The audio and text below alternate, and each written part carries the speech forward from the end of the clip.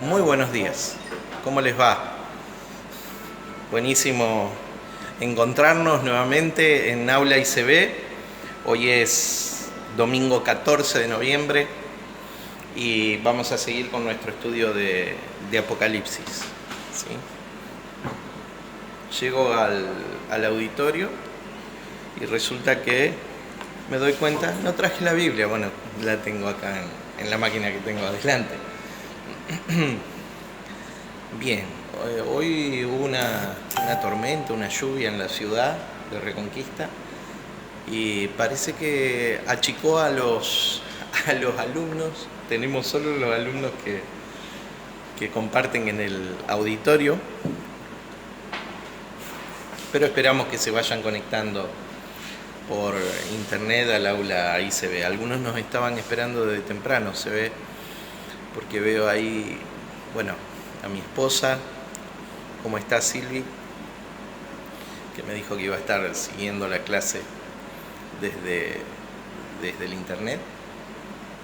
Vamos a esperar que algunos hermanos también se vayan sumando. Solo a título de repaso breve,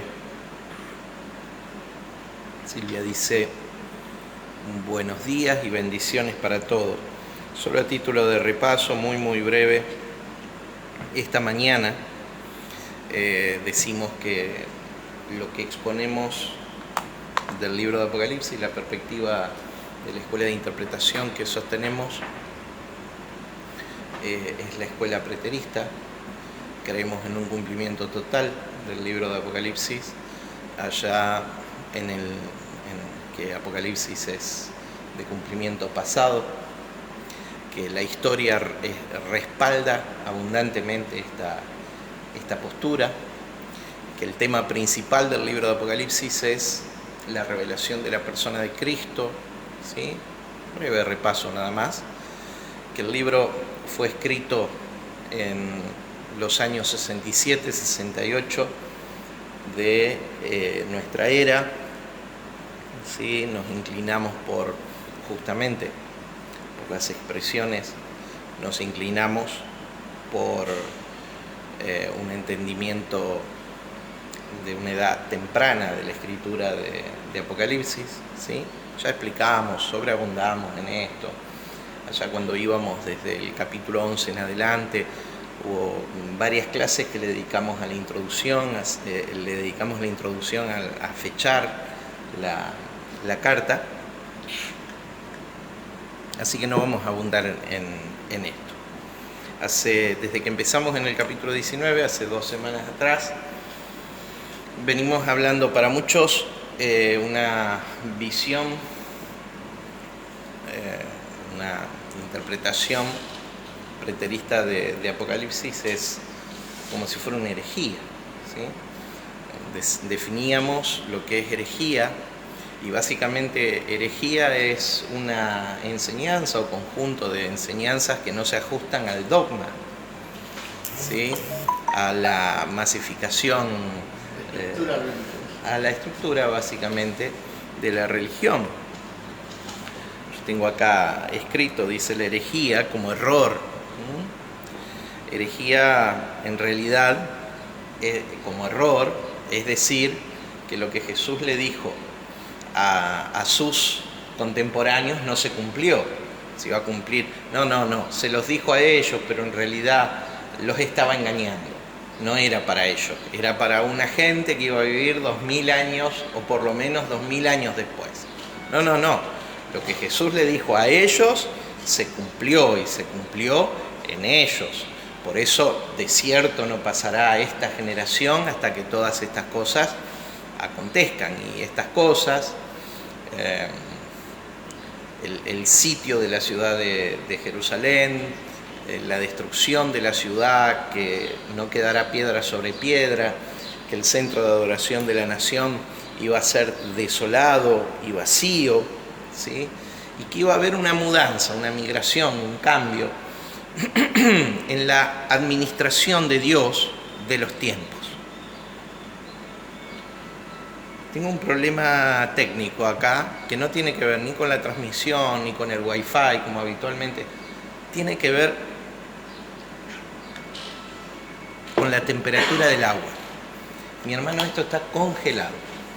Si vos lo podés atender, gracias. Yo me notaba que estaba un poquito en la carne. Es una broma, hermano. Bien. Entonces, la verdadera herejía es de aquellos que dicen, el error es de aquellos que dicen, Jesús en realidad le dijo una cosa pero no la cumplió a sus contemporáneos. No, le dijo y exactamente la cumplió. Bien, otra definición para herejía es una idea o conjunto de ideas religiosas contraria a los dogmas de una doctrina religiosa. O sea, un pensamiento heterodoxo, un pensamiento diferente, un pensamiento lateral, que son rechazadas por las autoridades eclesiásticas. Especialmente en la Iglesia Católica hay todo un movimiento que se creó para combatir la herejía, que le llamaron ellos la Inquisición, y era una institución de origen medieval que fue fundada para combatir las herejías contra el cristianismo. Miren, los más grandes héroes de la fe, del pensamiento cristiano, que han influido sobre nuestra forma de concebir la espiritualidad, han sido en algún momento de su vida considerados herejes. Algunos modelos de pensamiento heterodoxo, considerados herejes por la mayoría de sus contemporáneos. Por ejemplo, John Huss, que fue ejecutado en una hoguera por pretender que la fe tenía que ser experimentada, tenía que ser vivenciada, que había una experiencia espiritual para tener, no un rito en donde participar. Él fue ejecutado en una hoguera y considerado hereje. Su sentencia era un hereje, era herejía, ¿sí? Martín Lutero fue excomulgado del catolicismo romano por enfrentar, ¿sí?, la enseñanza ortodoxa de la iglesia de aquel momento, diciendo él, una de sus frases que son atribuidas a él, sabremos alguna vez si lo dijo o no lo dijo, pero que no es sano ir en contra de la conciencia de uno mismo, ¿sí? Entonces él asumió el enfrentar la enseñanza errada que había en su época, y como consecuencia de eso Martín Lutero fue excomulgado del catolicismo. Juan Calvino, ministrando en su ciudad, fue expulsado de la ciudad por hablar acerca de la salvación, la elección, la predestinación. Fue expulsado de la ciudad, hablar de la soberanía de Dios, considerado hereje. George Fox, mediados del siglo XVII, fue echado de la iglesia anglicana. Él decía, todas las personas tienen algo de Dios en su interior, por lo tanto no necesitan la intervención de un clero que medie entre ellos y Dios. Fue el final de George Fox en la iglesia anglicana, expulsado por hereje, ¿sí? A continuación podemos citar a Jonathan Edwards, el padre de los grandes avivamientos, ¿sí?, en Estados Unidos. Él, de origen calvinista y de origen cuáquero, defendiendo las enseñanzas de ambos, fue despedido de su iglesia y se consideró que fue el padre del más grande de todos los avivamientos que surcó la tierra en los países del norte, ¿no? O sea, imagínense, considerado hereje por sus contemporáneos. Más acá, fallecido hace tan solo un par de años, Peter Wagner, considerado uno de los padres apostólicos del movimiento de reforma apostólica y profética que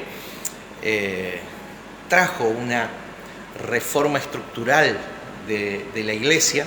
¿Sí? Él murió hace un par de años atrás, fue desprestigiado por los evangélicos tradicionales a más no dar, sin duda un hombre de Dios, un siervo de Dios. Entonces, no tenga vergüenza ni timidez a la hora de pararse a defender una convicción de las Escrituras, sabiendo que lo van a rechazar. Si usted busca aceptación, no se identifique con el cristianismo. O sea, a ver, si a él, a nuestra piedra angular, lo rechazaron, ¿qué puede pasar con vos? Si tenés un pensamiento libre, si tu mentalidad es una mentalidad heterodoxa, capaz de hacerse preguntas que a lo mejor otros no se le han hecho o no han tenido el valor de buscar las respuestas, bueno, sin duda hay una tierra fértil en tu corazón y en tu mentalidad para lo que tiene que ver con el reino de Dios, porque el reino de Dios necesita un pensamiento flexible. Jesús lo dijo: el vino nuevo en odre nuevo se debe poner, porque si es puesto en odre viejo, ¿sí?, en la antigua estructura de pensamiento, en la antigua escuela, entonces el vino nuevo se va a derramar, porque el vino nuevo fermenta, el vino nuevo expande. Figura del reino de Dios, expande y necesita que el odre sea flexible. El odre representa nuestra mentalidad. A mí me costó muchísimo. Y claro, y aún de las principales revelaciones que Dios tiene para nosotros, nos han de costar en tanto y en cuanto nosotros no nos animemos a ser flexible nuestra estructura pensante, ¿sí? Nos van a costar y seremos así nuestros propios adversarios, enemigos. Se dice que en el siglo XXI una de las principales virtudes del hombre, esto es así siempre, pero principalmente hoy día, una de las principales virtudes del hombre es la capacidad de desaprender lo que hoy en psicología y en otras disciplinas se habla de construir. La capacidad de desaprender lo que hemos aprendido de una manera cuestionable. En la Reforma hay un pensamiento que nosotros tenemos que perseverar en eso, meditarlo, que es un pensamiento rector de la Reforma, que tiene que ver con que un argumento inferior, un argumento que tiene su peso, su base bíblica, podemos decir su funcionalidad en la vida y en la iglesia, un argumento inferior necesita ser reemplazado por un argumento superior. Entiéndase inferior o superior. Número uno, ¿qué tan de acuerdo a la verdad bíblica está? Número dos, ¿qué tan funcional sea para el propósito de la iglesia? Diga propósito eterno. Propósito eterno. Diga propósito eterno. Propósito eterno. Dentro del propósito eterno, ¿qué tenemos que es el propósito eterno? ¿Alguien se acuerda? ¿Qué es el propósito eterno de Dios para el hombre? El propósito eterno del hombre de Dios para el hombre es que llevemos la imagen de Cristo. Esto lo vemos enunciado así textualmente en el capítulo 8 de Romanos, verso 29.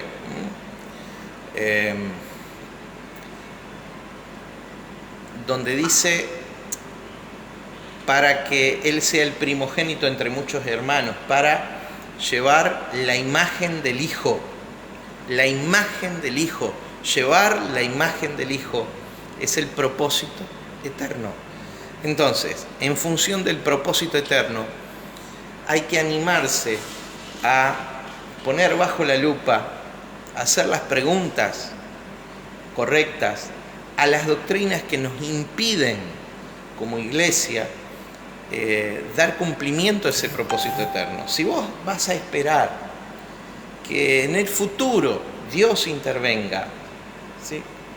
¿Cuál es tu parte en el propósito eterno de manifestar al Hijo? ¿Qué tanto podés manifestar al Hijo de Dios en el que sos? ¿Qué tanto lo podés hacer? No vas a esperar. Entonces ahí es donde la iglesia sufre un atraso. La iglesia con un mensaje fabulesco, mitológico, ¿sí? Dogmático, se está desconectando cada vez más de un mundo muy acelerado, un mundo el que necesita pensar. La iglesia necesita pensar el escenario que viene, no ir detrás del desarrollo de este mundo, sino pensarlo, influir determinantemente con los principios del reino de Dios. Hoy va a ser hermoso al final, cuando estudiemos el texto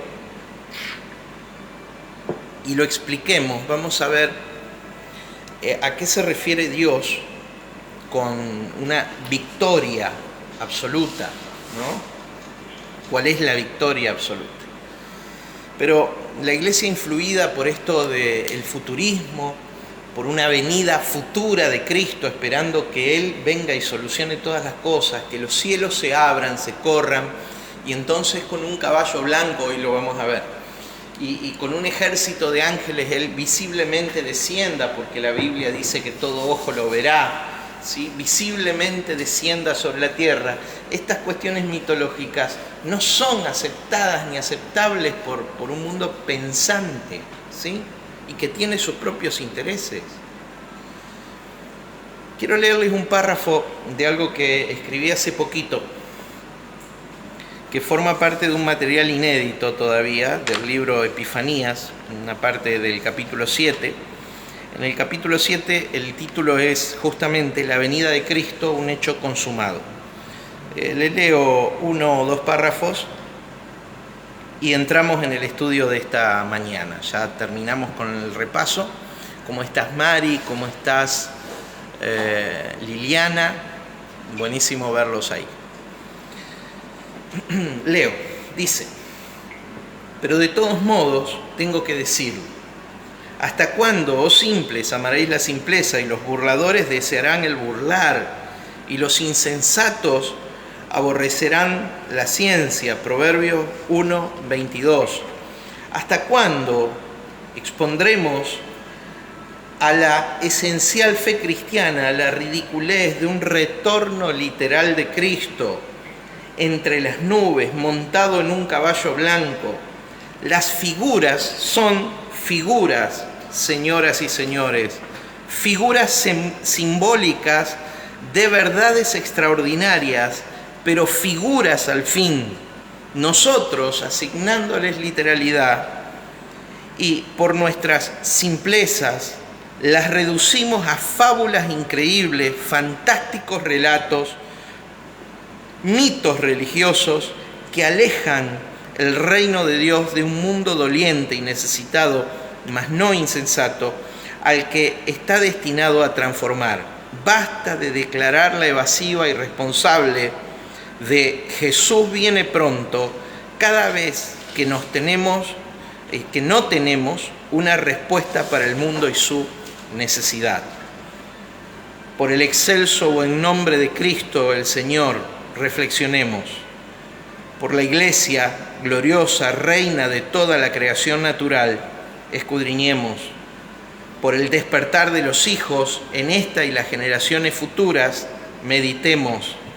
Por la manifestación del reino del que participamos, crezcamos, desapegándonos de las doctrinas disfuncionales como el rapto de la Iglesia. Vamos a orar. Padre, en el nombre de Jesús oramos esta mañana agradecidos, Padre, porque vos estás abriendo nuestro corazón, nuestro entendimiento.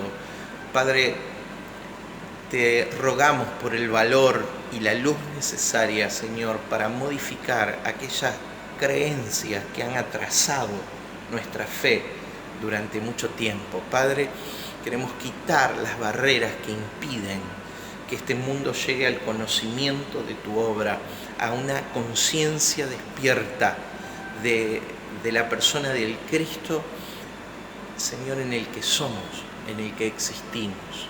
En el nombre de Cristo Jesús. Amén. Amén. Apocalipsis capítulo 19, verso 11. Lo que tenemos en todo el capítulo es las bodas del Cordero. Tenemos en los 5 primeros versos, dijimos, todavía la alabanza que estalla en los cielos y tierra cuando viene el juicio de Dios sobre la Babilonia espiritual, la ciudad de Jerusalén. A partir de ahí, lo que sucede desde el verso 6 hasta el verso 10 es la anunciación del nuevo programa de Dios, del cambio de administración de Dios, de las bodas del Cordero. Cuando hablamos esta escena, representa de alguna manera esta escena. ¿Cómo le va, señor? Bienvenido. Esta escena representa a un divorcio, el divorcio de Dios de la nación de Israel, el repudio, en el término bíblico, el término es repudio, el repudio de Dios de la nación de Israel y el nuevo matrimonio, el nuevo tiempo, la nueva administración de Cristo y su iglesia. Por eso en el capítulo 21, ¿sí?, vamos a ver cómo hay una Jerusalén celestial descender del cielo ataviada para su esposo. Y esto, que algunos esperan que suceda en el futuro, esto ya sucedió. Lo que pasa es que es un cuadro simbólico, no es un cuadro literal. No veremos una ciudad cuadrada venir desde el cielo y posarse sobre la tierra, sino lo que hemos visto es luego de la remoción de los elementos rituales del antiguo pacto, que son el templo y la ciudad de Jerusalén, luego que fueron quitados de la tierra, ¿sí?, destruidos, borrados de la tierra, y terminado, consumado, ¿sí?, el pacto, el antiguo pacto, la ley mosaica, dando lugar a la vigencia del pacto eterno, vemos a esta iglesia esposa de Cristo establecerse en la tierra. Es el cambio de programa de Dios, y esto sucedió luego del año 70, cuando Jerusalén y el templo fueron destruidos. ¿Está claro? ¿Alguna pregunta al respecto de esto? Clarísimo. Bueno, me alegro que sea claro para vos, porque es una manifestación de haber cambiado un pensamiento irracional, ¿sí?, por un pensamiento elaborado. ¿Ok? Bien. Si antes estaban las sorpresas de las cosas, y cuando el Espíritu me lo mostraba, yo me enojaba. La mayoría de las personas, Miguel, de los cristianos, han abrazado, muy bien intencionados, nosotros también en otro tiempo, vos, yo,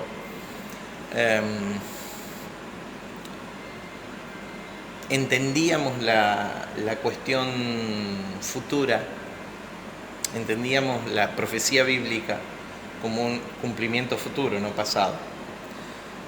Bueno, fue necesaria la luz del Espíritu para movernos de eso.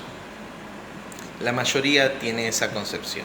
Ahora, esto hace que esperen cosas que en realidad tenemos que salir a producir, que vienen desde nosotros y a través de nosotros. Por eso el atraso y la ingravidez, la poca gravitación de la iglesia en los sistemas de este mundo, ¿sí? El reino de Dios es el sistema madre, matriz de todas las cosas para que el hombre funcione bajo el propósito eterno. Si nosotros le quitamos si nosotros quitamos el reino de Dios de la tierra, funciona de acuerdo a como le decía el apóstol Juan. de acuerdo a este mundo. Ese es el cosmos que funciona en desorden y vacuidad, funciona en desorden y vacío.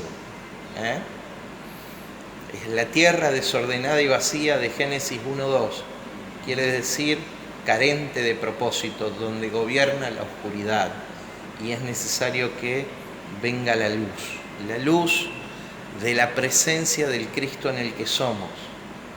Tiene que cambiar esa falta de propósito. Bueno, ahí empezó todo. Ahí empezó todo. En mi vida. Claro. Y después vino todo lo otro. Bien, mira, Miguel, si hubo esperanza para mí, yo fui formado de alguna manera, mis primeros escritos son futuristas. Fui formado en un instituto teológico que es la máxima expresión en Latinoamérica del dispensacionalismo. Si hubo esperanza para mí, para poder cambiar por el Espíritu, no es una cuestión de una virtud o un atributo personal. Si hubo un cambio en mi vida, lo puede haber, hay esperanza para cualquier persona, no importa lo que hoy esté sosteniendo. ¿Sí? La vida espiritual demanda un crecimiento, por eso el apóstol Pablo en 1 de Corintios 15, creo que 58, dice: creced en la gracia, creced en la obra del Señor siempre. La obra de Dios es nada más ni nada menos que lo que el Espíritu de Dios produce en nosotros. ¿Y qué es lo que produce en nosotros? La vida de Cristo, el carácter de Cristo. Para eso está el Espíritu de Dios en nosotros. Vamos a Apocalipsis capítulo 19 desde el verso 11. Entonces del 1 al 5 encontramos en Apocalipsis 19 del 1 al 5 explota en adoración por el juicio de Dios sobre Jerusalén, sobre la gran ramera y un cambio de administración de Dios. En el verso 6 está el anuncio de las bodas del Cordero hasta el verso 10, y desde el verso 11 hay una manifestación. Diga manifestación. Manifestación es la palabra epifanía en el idioma griego en que se escribió el Nuevo Testamento. Significa aparecer, dejar ver, mostrar, exhibir. La aparición de Cristo dejándose ver, exhibido, mostrado, ¿sí?, a los hombres. Algunos dicen, pero esto todavía no pasó, esto pasó. Ya lo voy a explicar. Apocalipsis 19 del verso 11. Oramos. Papá, gracias por esclarecer los ojos del Espíritu, Señor, en nosotros. En el nombre de Jesús. Amén. Entonces vi en el cielo abierto. Diga cielo abierto. Cielo abierto. Entonces vi el cielo abierto, y he aquí un caballo blanco, y el que lo montaba se llama Fiel y Verdadero, y con justicia juzga y pelea. Sus ojos eran como llama de fuego, y había en su cabeza muchas diademas, y tenía un nombre escrito que ninguno conocía sino él mismo. Estaba vestido en una ropa teñida en sangre. Su nombre es el Verbo de Dios. Y los ejércitos celestiales, vestidos de lino finísimo, blanco y limpio, le seguían en caballos blancos. De su boca sale una espada aguda para herir con ella a las naciones. Y él las regirá con vara de hierro. Y él pisa el lagar del vino del furor y de la ira del Dios Todopoderoso. Y en su vestidura y en su muslo escrito este nombre: Rey de Reyes y Señor de Señores. Y vi a un ángel que estaba en pie en el sol y clamó a gran voz, diciendo: a todas las aves que vuelan en medio del cielo, venid y congregaos a la gran cena de Dios, para que comáis las carnes de reyes y de capitanes, y carnes de fuertes, carnes de caballos y de sus jinetes, y carne de todos, libres y esclavos, pequeños y grandes. Y vi a la bestia, a los reyes de la tierra y a sus ejércitos reunidos para guerrear contra el que montaba el caballo y su ejército. Y la bestia fue apresada, y con ella el falso profeta, que había hecho delante de ella las señales con las cuales había engañado a todos los que recibieron la marca de la bestia y habían adorado su imagen. Estos dos fueron lanzados vivos dentro de un lago de fuego que arde con azufre, y los demás fueron muertos con la espada que salía de la boca del que montaba el caballo, y todas las aves se saciaron de las carnes de ellos. Esta es la lectura de la palabra de Dios para el estudio de esta mañana. Hay dos secuencias del Cristo manifestado en este pasaje. Primero vemos el párrafo que va desde el verso 11 al verso 16. Esa es la primera secuencia. ¿Cuál es esa secuencia? Diga, la visión del cielo abierto. La visión del cielo. Primer secuencia del Cristo manifestado como Rey de Reyes y Señor de Señores. Es la visión del cielo abierto. Dijimos que la profecía hebrea es simbólica o literal. Simbólica. Es simbólica. Y lo hemos probado durante casi medio año. No voy a detenerme en esto, pero es profecía simbólica. Entonces, si decimos que él vio un cielo abierto, ¿quién está hablando? ¿Quién está hablando? Juan. Juan. ¿Y Juan de qué nacionalidad es? Judío, hebreo. ¿Y qué estilo de profecía va a exhibir? La profecía hebrea. Como escribió Daniel, de manera figurada, de manera simbólica. Escribe Juan, de manera figurada y de manera simbólica. Y los cielos abiertos son una figura muy clara para los hebreos, ¿no? Que planteaban un Dios externo, la luz que el antiguo pacto le permitía tener, excepto raras excepciones, porque algunos de ellos no caminaron de acuerdo al antiguo pacto, por más que vivieron antes de Cristo. Doy algunos ejemplos de algunos que no caminaron en el antiguo pacto, por más que extraordinario, por más que vivieron antes de la muerte de Cristo, ¿sí? Moisés, por ejemplo. A Moisés se le permitían cosas que al resto de la nación hebrea no se le permitían. Cuando vos vas al capítulo 12 de Números, 14 de Números, ahora tuve una complicación con la cita, no es 14 de Números. Cuando vos vas al pasaje donde María y Aarón se rebelan contra Moisés, porque había tomado una mujer de otra nacionalidad, una mujer cusita, una mujer de tez oscura, ¿sí? Etíope podemos decir, una mujer de tez oscura, y tenían razón, pero Dios interviene y le dice a María: cuando levante profeta en Israel hablaré por figuras, por símbolos, ¿sí? Mas con mi siervo Moisés hablaré cara a cara. Porque Moisés le fue dada una gracia especial que no le fue dado a mucha gente, que es en un tiempo en que no era vigente aún el nuevo pacto, era un misterio, ¿sí? Este hombre caminó de acuerdo a la gracia de Dios. 12.1. Números 12 entonces. Números 14 es lo de los espías. Por eso me trabé con la cita. Buenísimo. A este hombre se le dio la gracia de caminar en otro pacto. Ahora, también fue así con David. David, ¿qué era de oficio? Era rey.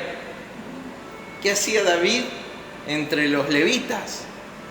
¿Qué hacía David entre la adoración del templo? ¿Qué hacía David oficiando y ministrando la adoración. No le era permitido a David, porque David era rey, no era sacerdote. Pero hay una investidura adelantada en el nuevo pacto sobre David. A David se le descubrieron misterios que no eran para su época. Por eso el tabernáculo restaurado hoy es el tabernáculo de David, no el templo de Salomón ni de Herodes. Hoy el tabernáculo vigente sobre tu vida y sobre mi vida es aquel que es un tabernáculo de gracia. No es el tabernáculo de la ley, sino el tabernáculo de la gracia. Y vos sos y yo soy ese tabernáculo. En el capítulo 21 del libro de Apocalipsis volveremos a la expresión el tabernáculo de Dios con los hombres, ¿sí? Vos y yo somos ese tabernáculo, vos y yo somos ese tabernáculo restaurado de David, que camina en un tiempo de gracia, en el pacto eterno, no en el pacto de su tiempo. David vivió en una vigencia total del pacto sinaítico o de la ley mosaica, ¿no? Pero a él se lo eximió de aquello. Hombres que caminaron en la revelación para otro tiempo, imagínense. Bien, Rey de Reyes y Señor, 2 secuencias del Cristo manifestado. Entonces, la profecía hebrea habla de figuras. Entonces, el cielo abierto acá es una figura. No es que se corrió el cielo. Hermanos, siento la simpleza de muchos hermanos que están mirando el cielo por ahí, que Jesús venga en un caballo blanco y la forma de las nubes y toda esta cuestión. Esto es un símbolo. La visión del cielo abierto. Hay 2 implicancias de esa visión. Número 1, la implicancia de la revelación. Y para ver la implicancia de la revelación tenemos que mirar algunas expresiones. Entonces vi el cielo abierto. Cielo abierto implica revelación. ¿Revelación de qué? Mirar, como vos dijiste, ver. Juan, oficiando como profeta, apóstol y profeta, está viendo. Una de las formas de llamar al profeta en el Antiguo Testamento era vidente, el hombre que ve. Aún profetas caídos, ¿sí? Ay, se me fue el nombre. Como Balaam. Ahora me vuelvo. Hoy hay un poco de humedad por la lluvia, por eso se me pegan los circuitos. Como Balaam, del cual la Biblia dice, varón de ojos abiertos pero caído. Un profeta básicamente era alguien que veía la dimensión espiritual. Lo que veía de la dimensión espiritual estaba representado por símbolos, ¿sí? Como cuando Ezequiel mira por el agujero del templo y ve todo tipo de cosas inmundas adentro del templo, ¿no? Es un símbolo, no es que adentro había cosas inmundas. Lo que gobernaba ese ambiente eran cosas inmundas. Y entonces él ve en esos símbolos que el gobierno espiritual adentro del templo era de cosas inmundas. Entonces hay simbología en esto. O sea, al ver el cielo abierto y un caballo blanco, ahí tenemos el primer símbolo. ¿Cuál es el primer símbolo? Diga caballo blanco. Caballo blanco. ¿Qué es un caballo blanco? Históricamente, el caballo blanco es un símbolo de victoria. ¿De qué? Victoria. De victoria. De hecho, cuando los romanos regresaban triunfantes de una campaña militar, a su general se le daba montar en un caballo blanco e ir al frente del tren de victoria. ¿Cuál era el tren de victoria? Era un desfile de todas sus fuerzas militares primero, luego era un desfile de todas las cosas preciosas que había en aquella tierra que se había anexado al imperio por la fuerza, por la guerra, ¿sí? Y al final venía un desfile de todos los esclavos. Ese era el desfile triunfal cuando llegaba ante el Senado se le entregaba una corona de laureles, y a veces se edificaban algunos monumentos. Abro un paréntesis hablando acá de la victoria de Tito. Cuando Tito vuelve a Roma, él pasa por ese tren de la victoria montado en un caballo blanco. En Roma habían edificado un arco de triunfo, ¿sí? El emperador a cargo era su padre, Vespasiano, y el Senado va a darle la corona de laureles como siempre se estilaba en aquel tiempo, luego de haber destruido Jerusalén y conquistado a los judíos, ¿sí? Cuando llega a Roma, de hecho, los principales generales judíos formaban parte de los cautivos. Se dice que entre alrededor de 190.000 cautivos, esclavos, judíos llegaron a Roma y formaron parte de ese desfile. Simón Bar Giora, uno de los líderes judíos, fue llevado hasta un lugar de ejecuciones, que es una roca de unos 20 metros de altura, desde donde se despeñaba a los reyes y generales, se los tiraba de ahí para que se reventasen cuando llegasen al fondo del barranco. O sea, así de violento y así de duro era el antecedente histórico de lo que sucedió en el año 70.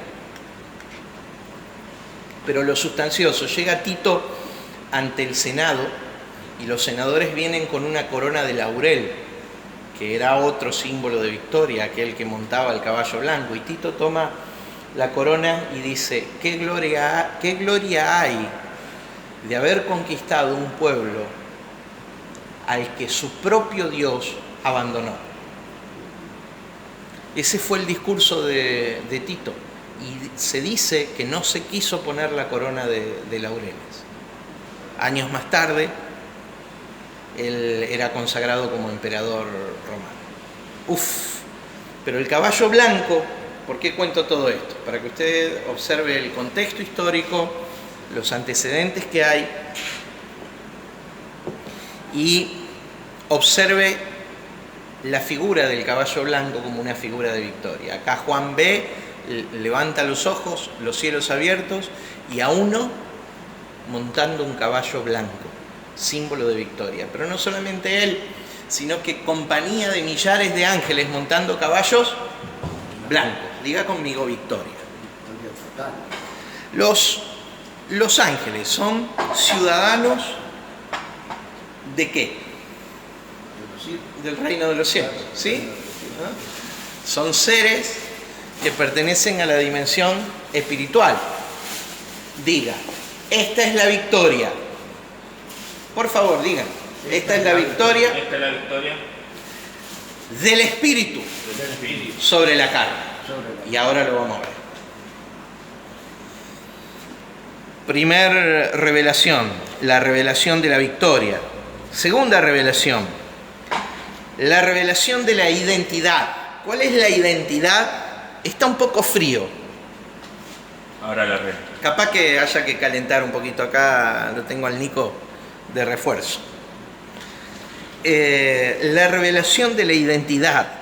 Dice: y el que lo montaba, al caballo blanco, se llama Fiel y Verdadero. Fiel y Verdadero. Fiel y Verdadero. Estos son nombres atribuidos al carácter. Nombre igual a carácter. En la Biblia, nombre es igual a carácter. Atribuidos a la persona de Jesús. Diga: fiel y verdadero. Fiel ahí es pisteuos, el que pertenece a la fe, el que tiene la fe como bandera. La fe y la verdad. La verdad como la persona y la palabra. Hay una conexión entre persona y palabra acá. Cristo es la verdad. Para nosotros la verdad no es una teoría, no es una filosofía, no es una versión ni una perspectiva de los acontecimientos. Para nosotros la verdad es una persona. Estamos en el verdadero. Él es el verdadero Dios y la vida eterna, decía Juan en el capítulo 5 de su primera carta.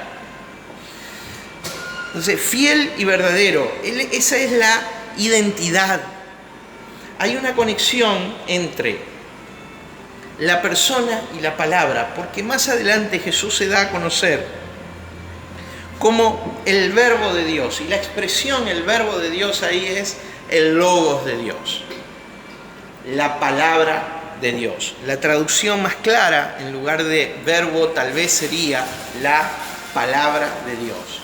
Entonces, Él es la persona, pero Él también es la palabra. Y hay una conexión entre la persona y la palabra. Diga palabra. Palabra. Yo voy a ir profundo y lo voy a enunciar así. Y usted haga lo que pueda hacer con esto después. La palabra es el canal entre la dimensión del espíritu y la dimensión de la materia. La palabra es el canal entre la dimensión del espíritu y la dimensión de la materia. El canal por donde transita la realidad del espíritu, la verdad del espíritu, para hacerse materia. Porque acá tenemos la dimensión del espíritu, la palabra hablada de Dios. Acá tenemos la dimensión de la materia. ¿Sí? Génesis 1. La creación, los cielos y la tierra. Perfecto. Y la palabra dicha, la palabra soltada, es el canal para que pueda haber una manifestación. ¿Qué dije yo que era manifestación? Mostrar, aparecer, dejar ver. Básicamente es aparecer, una de las traducciones más claras. Entonces, fiel y verdadero, esa es su identidad. Y con justicia juzga y pelea. En el capítulo 5 de Juan, del Evangelio de Juan, vemos que todo juicio fue dado al Hijo. Él juzga con justicia, juzga y pelea. El fundamento del reino de los cielos es la justicia de Dios. Pero no entendida como la entendemos nosotros, con una visión imperfecta de la justicia, porque la justicia humana tiene sus sendas limitaciones, intenta ser evolucionada, pero tiene sus sendas limitaciones. Pero la justicia de Dios no. La justicia de Dios está basada en la cruz del Calvario, haciendo inocente a aquellos que por comisión, omisión o lo que fuera, hemos sido culpables, dignos de muerte, pero Él murió pagando por nosotros. Entonces, la justicia de Dios está basada en la obra de Cristo en la cruz del Calvario y es por la gracia de Dios.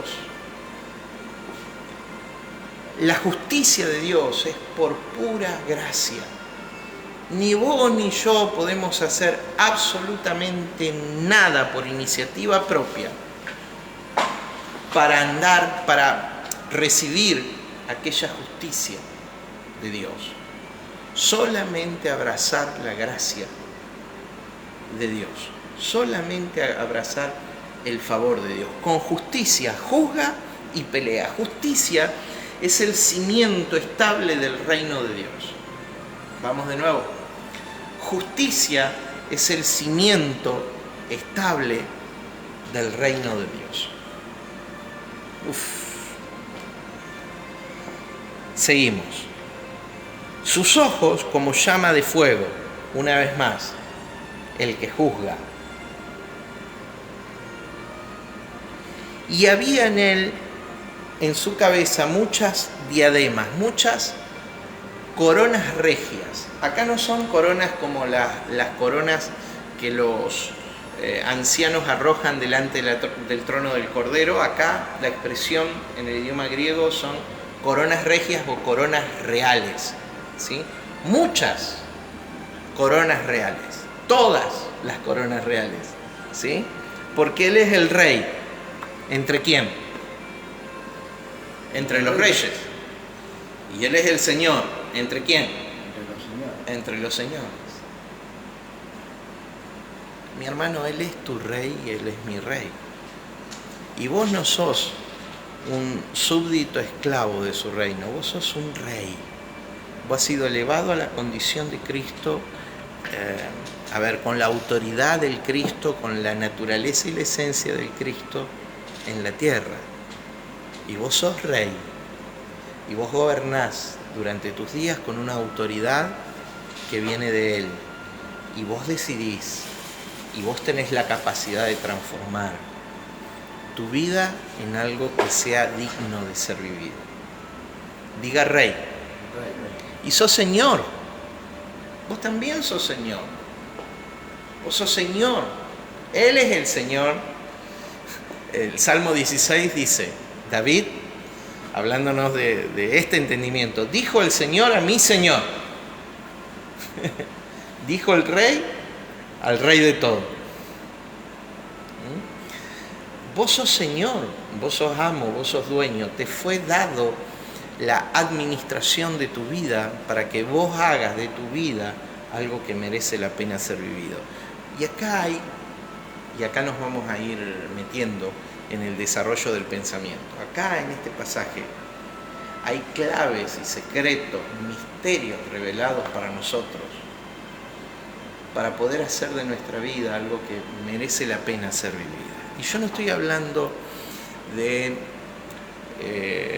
logros de acumulación, ni de fama.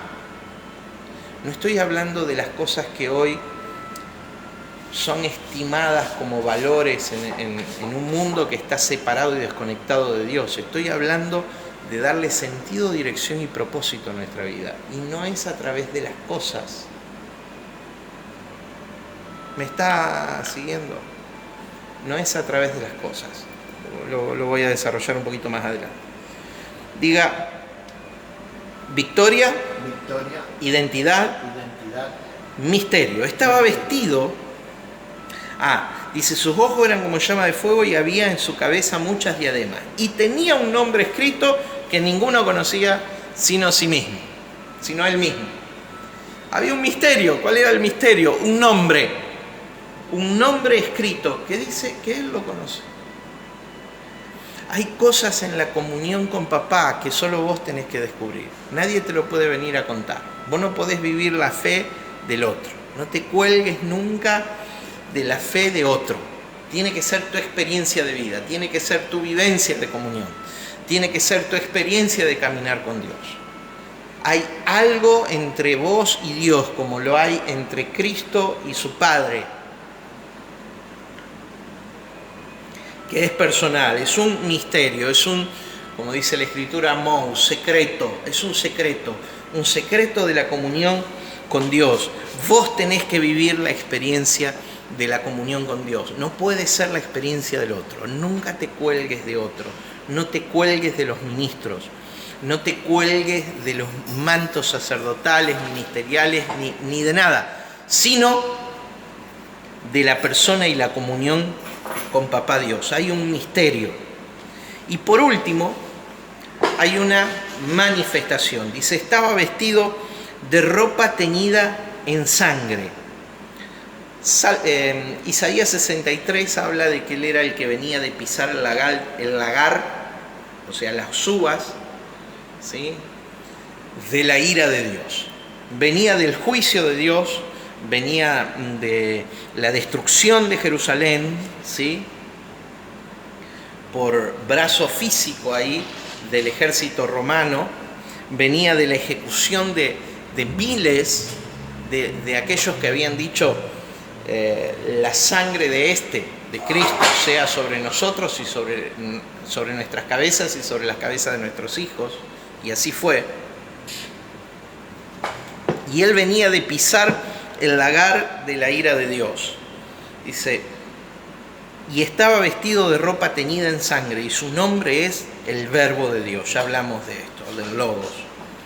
Y los ejércitos celestiales vestidos de lino finísimo, blanco y limpio, le seguían en caballos blancos. De nuevo, la manifestación de la victoria. De su boca sale una espada aguda. Diga palabra. Para herir con ella a las naciones. Y él las regirá con vara de hierro. Y él pisa el lagar del vino del furor y de la ira del Dios Todopoderoso. Y en su vestidura y en su muslo escrito está este nombre: Rey de Reyes y Señor de Señores. Mi hermano, quiero hablar de la manifestación y del valor de la palabra, si bien ya hablé un poquito antes. Una vez que Cristo establece el juicio de Dios sobre el pueblo del antiguo pacto, la nación de Israel, el Israel étnico, ahora queda el Israel espiritual, pero el Israel étnico es juzgado, es destruido los elementos sacerdotales, ministeriales que hacían funcionar el antiguo pacto, destruido el templo, destruida la ciudad de Jerusalén. Entonces ahora están las condiciones listas para la manifestación de quién es Él.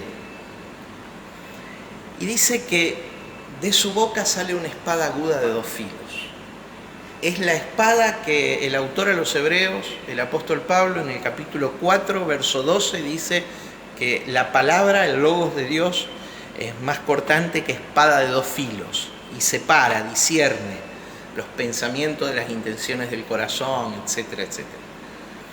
Ahora, la espada de 2 filos, lo que él dijo, lo que él decretó, lo que él soltó con su boca, ató a toda la existencia natural a funcionar de esa manera. El hombre decidirá si quiere vivir bajo los principios que Dios dijo o vivir fuera de ellos. Pero viviendo fuera de ellos, lo que tendrá es un juicio de Dios en vida. Viviendo dentro de los principios de Dios, tendrá trascendencia de su espiritualidad. Mi hermano, nosotros somos seres espirituales viviendo una experiencia en la carne. Pero estamos atados a la realidad de lo que Dios estableció por medio de su boca. Lo que Cristo dijo en su vida es lo que se cumplirá. Por lo tanto, mi hermano, él lucha y pelea con la espada que sale de su boca y es totalmente infructuoso para el hombre. No importa de qué religión, mi hermano. No estamos hablando de religión, estamos hablando del reino de Dios. Totalmente infructuoso para el hombre vivir fuera de los principios que Dios estableció. Los principios eternos de Dios son rectores. Lo que Cristo Jesús dijo, declaró a lo largo de los siglos, es lo que va a quedar establecido en la tierra de cómo funciona el plano y el universo espiritual. De su boca sale una espada aguda para herir con ella a las naciones, y las regirá con vara de hierro, y él pisa el lagar del vino, del furor de la ira del Dios Todopoderoso. Y en su vestidura y en su muslo tiene escrito este nombre: Rey de Reyes y Señor de Señores. Él se da a conocer de esta manera. Él se da a conocer como nuestro Rey, como el Señor. Lo reconozcan los hombres o no lo reconozcan, Él es Rey. Por supuesto que nos conviene a nosotros reconocerlo para caminar bajo su gobierno y bajo sus principios. Pero Él es Rey de Reyes y Señor de Señores. Él es Señor de toda la tierra. No hay posibilidad de un diablo que gobierne nada. Solamente en la ausencia de la luz hay algún vestigio de gobierno del reino caído. Pero Él es Rey de reyes y Señor de señores. Él es Rey absolutamente. Mi hermano, sugiero yo, dejemos de glorificar la obra del diablo. El diablo fue vencido. Vamos a ver cómo el diablo fue atado por un poco de tiempo y luego destruido. ¿Sí? Lo vamos a ver la semana que viene cuando estudiemos el capítulo 20, del libro de Apocalipsis. Pero basta de glorificar a este rey sin reino, a este señor sin dominio, que es el diablo. Y desde el verso 17 en adelante,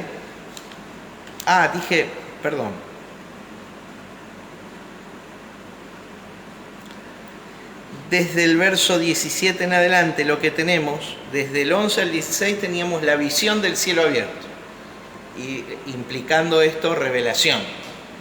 Pero desde el verso 17 al 21 lo que tenemos es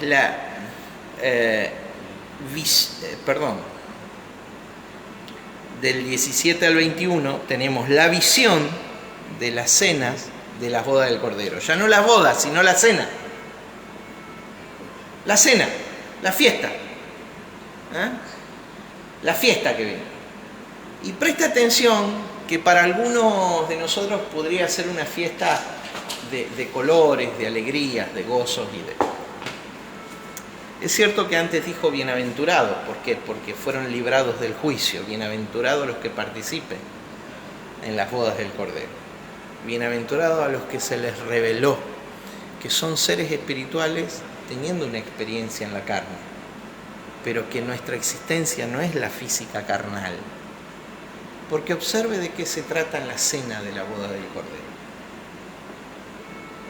Diga, las cenas. La cena Implica la destrucción de toda carne. Quiero que lo leamos, porque no está en la Biblia porque sí. ¿Cuál era el menú de la cena? ¿Qué se iban a comer? Diga carne. ¿Qué carne? Carne humana. Y carne, todo lo que hacía que los poderosos sean poderosos. Carne de caballo, dice. ¿Quiénes la van a comer? Las aves del cielo, las aves de rapiña, aquellas que frecuentaban los cuerpos muertos tirados en el campo, que frecuentaban los campos de batalla después de que había una gran mortandad. Mire lo que dice el texto. Apocalipsis 19, 17. Vi a un ángel que estaba de pie en el sol y clamó a gran voz diciendo: a todas las aves que vuelan en medio del cielo, venid y congregaos a la gran cena de Dios, para que comáis carnes de reyes y de capitanes, y carnes de fuertes, carnes de caballos y de sus jinetes, y carne de todos, libres y esclavos, pequeños y grandes. Entonces, ¿cuál es el menú? Carne. Diga sark. Sark es la palabra griega para carne. La lucha de los apóstoles por la iglesia en el contexto judeo-cristiano del primer siglo era por vencer la carne. La victoria final y la manifestación gloriosa de Cristo tiene que ver con vencer la carne. Que nuestra experiencia humana sea trascender con la dimensión del espíritu nuestra propia carne. Carne que está presente en la materia, porque esto es carne, pero también carne que está presente en nuestra alma, que es llamado en la Biblia carnalidad o sárquicos. Sark, carne, sárquicos, carnalidad. Nuestros impulsos carnales, nuestros impulsos como seres animales terrenales de naturaleza oscurecida, diabólica, nuestra carne que nos traiciona y que nos lleva a vivir fuera de la voluntad establecida de Dios bajo los principios del reino. La carne, y acá la carne de los reyes y de los poderosos, de los grandes de la tierra, es dada de comer.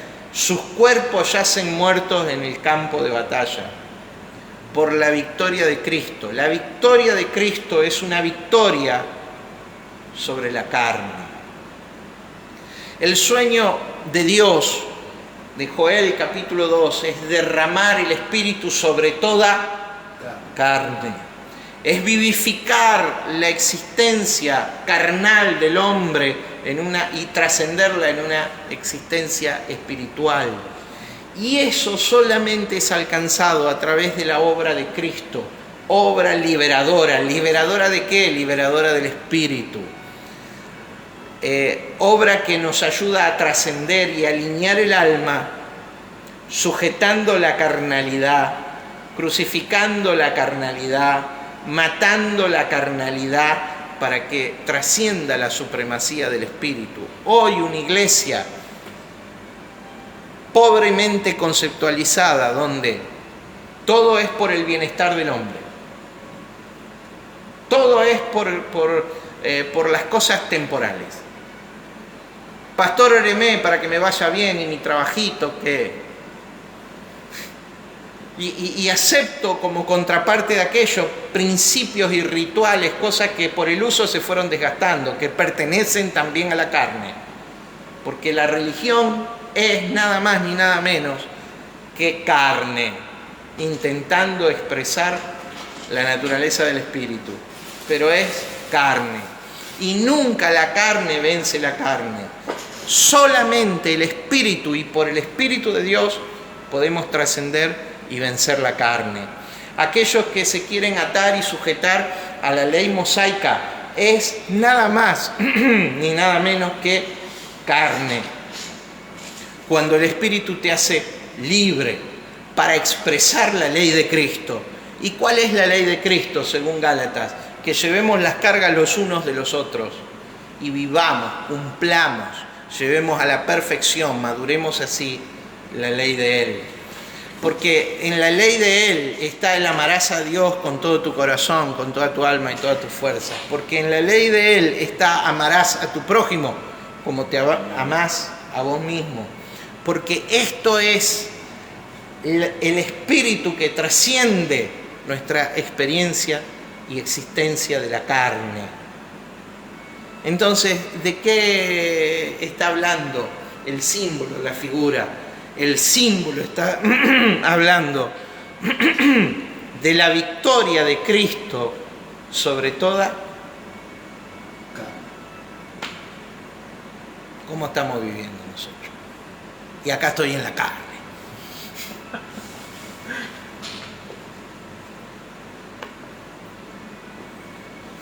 También cabe, ¿no?, sobre toda filosofía. Sí. Sobre toda estructura. Estructura de este mundo. Mira, y acá es muy interesante. Y acá vamos a hablar de las filosofías de este mundo. Vamos a hablar de tres. De tres posibles. Y la vamos a ver en el pasaje anterior. En el pasaje posterior. En el pasaje posterior. Acá son mencionadas. Pero acá quiero tomar el peligro de la religiosidad. Definir religión como toda práctica externa al ser humano. Cuando espiritualidad básicamente es toda vivencia interior del ser humano. Religión es toda vivencia externa, la ubicación de un Dios afuera. Lejos. Cuando espiritualidad es un ser interior que me impartió su naturaleza. Me impartió su naturaleza, me despertó en el espíritu, a quien soy. Un Dios en el que soy, o en el que somos.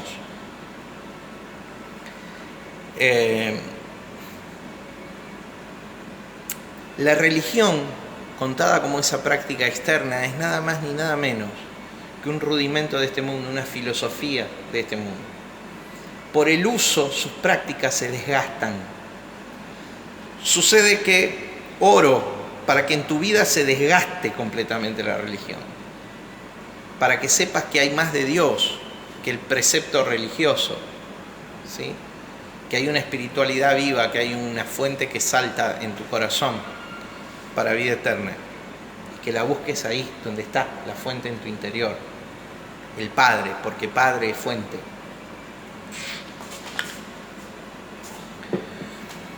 Y dice a continuación, y vi la bestia. Entonces acá empezamos, filosofía, dijiste vos, Miguel, gracias. Vi la bestia, el anticristo, vamos a decir. En el capítulo 14 la bestia hay dos bestias, una que sale del mar y el otro de la tierra, ¿no? La primera es Nerón, la segunda es la que le da la autoridad a Nerón, el Imperio Romano, es lo mismo, ¿sí? La bestia, o anticristo ahí. Nerón, no hay un anticristo futuro, menos contemporáneo, hermano, aunque puede ser que tipológicamente se repitan formas, expresiones, pero allí el anticristo era Nerón, el Imperio Romano, que la bestia que le daba su autoridad, el rey de este mundo, vamos a decir. Hoy, bajo una filosofía humanista, nosotros decimos, es el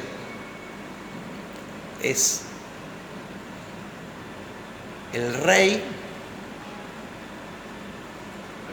el reino, gracias porque estaba trabado ahí, gracias Miguel, es el reino sin el rey.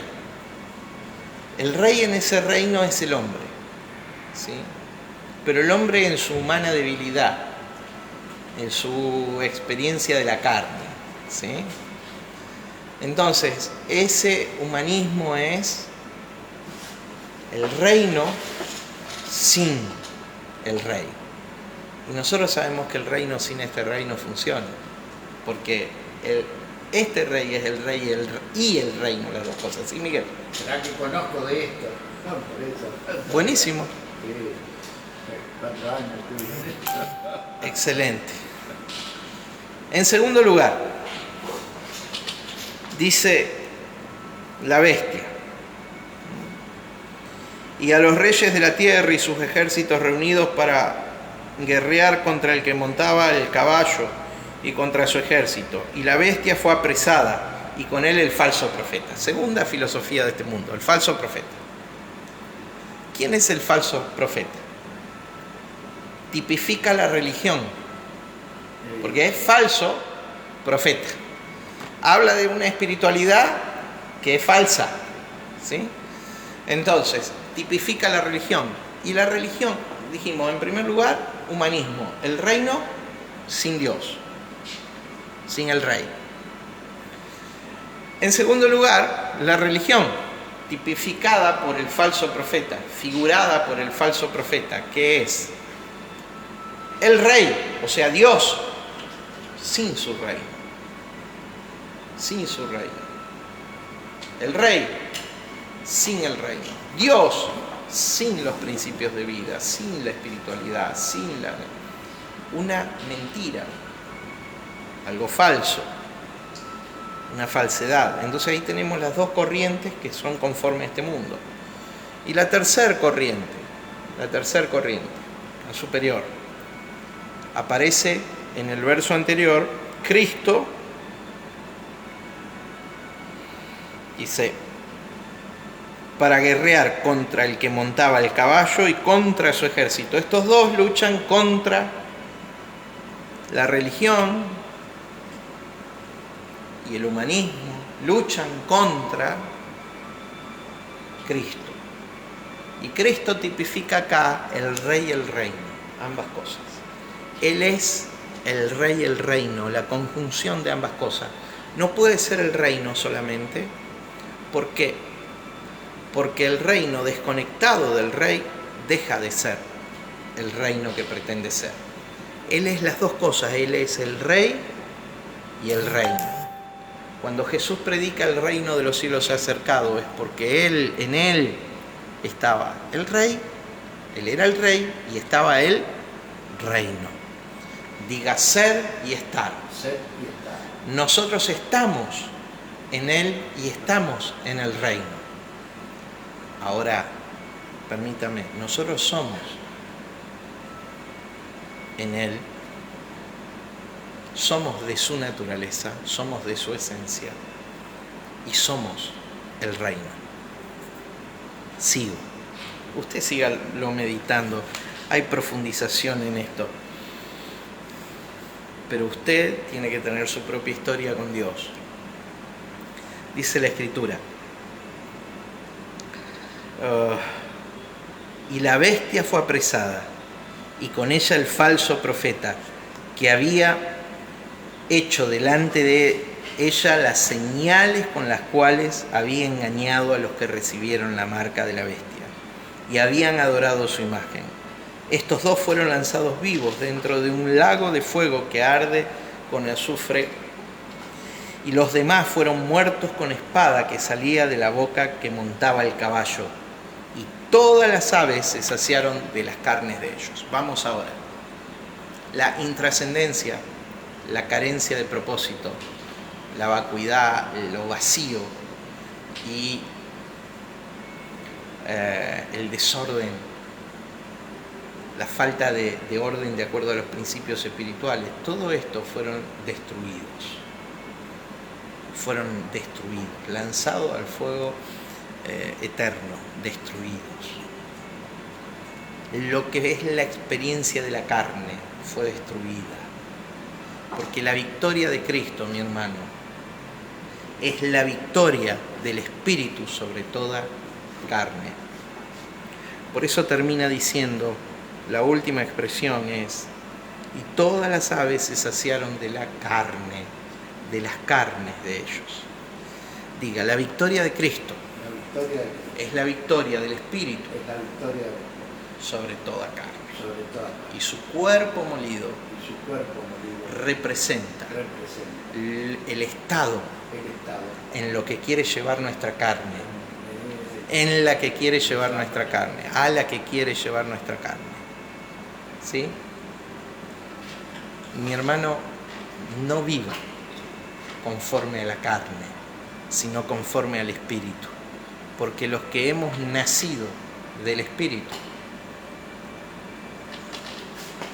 trascenderemos a nuestra experiencia de la carne. Mis hermanos, un gozo haberlos podido ministrar con esto. Esto es extremadamente profundo. No siga a aquellos que pretenden que usted resuelva solo su experiencia de la carne. Los que le prometen una vida fácil, ligera. Mi hermano, eso es nada más que carne. Eso es nada más que carne. Venza con el propósito de Dios toda carne. Someta toda carnalidad, todo impulso del alma al gobierno de Cristo. Vamos a orar, ¿sí? Papito, te honramos esta mañana, agradecidos por tu palabra, Señor, elevamos nuestro espíritu. Espíritu Santo, gracias por la trascendencia de la vida de Cristo a través de nosotros. Gracias por exhibirnos las realidades, las verdades contundentes del Espíritu que vienen a transformar, a dar propósito y dirección a nuestra vida, Padre. En el nombre de Jesús de Nazaret. Amén. Haga esta última declaración. Llevando mi vida a Cristo, estoy venciendo mi propia carne. Amén. Esta tarde nos veremos en el auditorio ICB a las 19 horas. El tema de hoy va a ser el sufrimiento, porque a veces le preguntamos a Dios, ¿por qué el sufrimiento en nosotros? ¿Sí? Hoy vamos a soltar una palabra que espero que sea útil para cualquier momento en la vida que podemos atravesar. Así que los espero a las 19 horas en Olesio 1555, pero si vos estás lejos y no estás en la ciudad de Reconquista ni Avellaneda, en las proximidades acá, sabé que por este medio vas a poder seguir la celebración de ICB. Te bendigo, te amo en el Señor y oro para que el Espíritu de Dios esclarezca tu vida, ¿sí? Que toda carne sea sometida por la victoria de Cristo. Nos vemos esta tarde.